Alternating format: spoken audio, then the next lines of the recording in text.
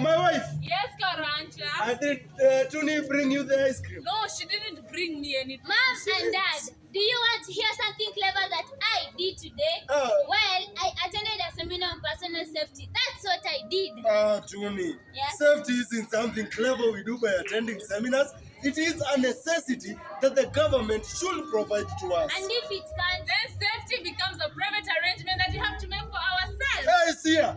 All that any private arrangement will do is to exempt the government from even trying to render the basic services it is supposed to give us. Huh?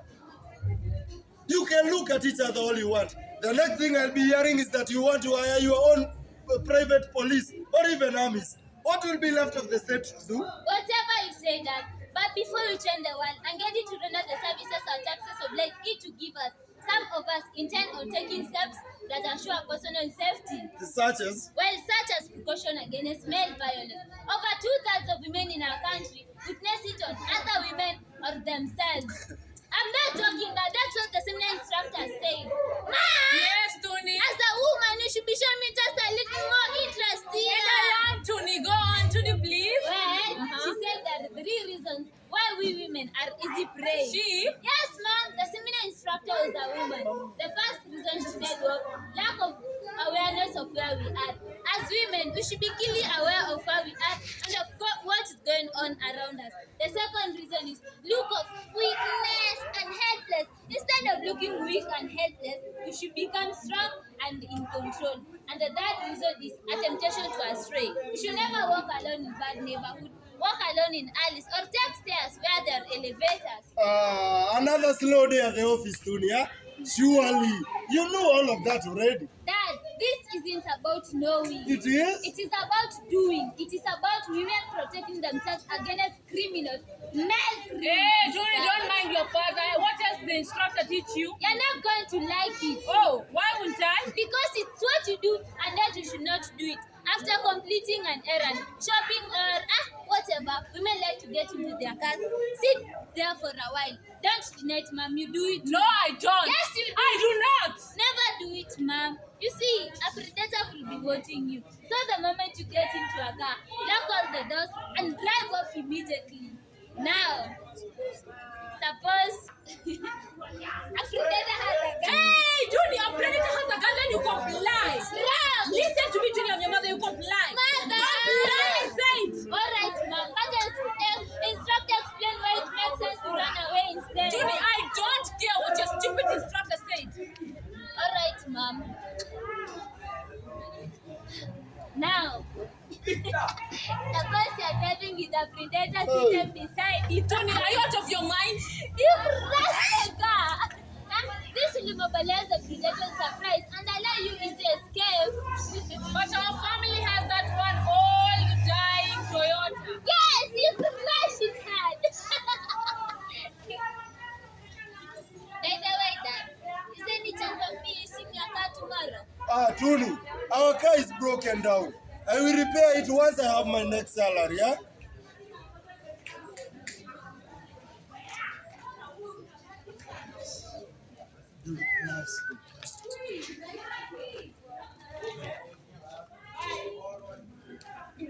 Astia was looking at him again. Once, she saw him as a young man going places. Now, she only saw him as an old man going nowhere. His very own car had become a metaphor of him.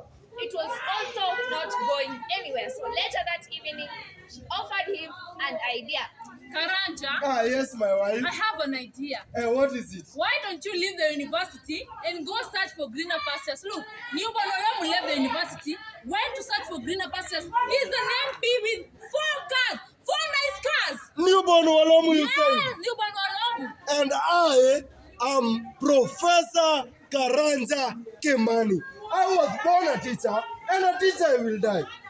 People like newborn Walamu live in mansions because sometimes failed states have mansions. And because losers like to reward fellow losers, people like Walamu find themselves living in some of those mansions. And just like you said, our family has that one old dying Toyota. First, there was a loud crash. A moving object had hit another moving object. A truck hooked to a trailer negotiating alternative roundabout had broken free, spun outward, and landed on top of a minibus on the adjacent lane. The drivers of both the vehicles had run away. They did so to escape mob justice. Now, the passengers of the unlucky minibus scrambled their way out except for one, a woman trapped in her seat. Our deal ended when the minibus finally squeezed off her last breath. So Tuni Kimani did not die in an act of male violence after all. Male violence she would have fought and given her empowering seminars on personal safety might have conquered. She died in a freak road accident. In a minibus under a truck trailer. Mother and father were inconsolable now. During their daughter's burial, funneled in a way that ended all hope and doubt about her, closure came. Asia woke up dejected again. Not about Tuni this time, but about her husband. She seemed to have lost him all of a sudden. Then one morning, wordless notes turned into wordless night. She still mocked and mocked as he watched and waited. So later that evening, just as they had climbed into the bed for the night, she dropped the bomb. Love. Karanja. Karanja. My love. My love. Oh, you are here. Okay, let's sleep. Come close. Karanja, leave me alone. I'm leaving. What? What do you mean you're leaving? Newborn asked me to marry him. Newborn Walomu? Yes, newborn Walomu. I'm leaving tomorrow. It's about his money, isn't it? Hey! How dare you, Karanja? For you, I have done without money for over 30 years. 30 years and have the goddamn money is the reason I want to leave. Sia, money does not guarantee happiness. Eh? You talk of happiness. You couldn't tell what happiness was when it fell on the lap, crying out his name, and you say money does not guarantee happiness. Never having had it. How do you know it doesn't? Sia, all I'm trying to say is, even the rich have their trouble, plus more trouble from their wealth. Hey, if their wealth were a problem, why don't they simply give it away? Sia, is this really a good time for us to part so soon after the death of our daughter? Leave Tuni out of this. She will still be alive if you had a real car. Hey, Tuni did not die in our car. Plus, what happened to couples aging gracefully anyway? 60 is no age to part, surely. 60. Oh, so you mean I should have left earlier before we turned 60? Well, I did not. Does not mean I should not. Not as I did means I will. That is why if I did not leave before, now I should. Goodbye, Karanja. Sia, please, Sia.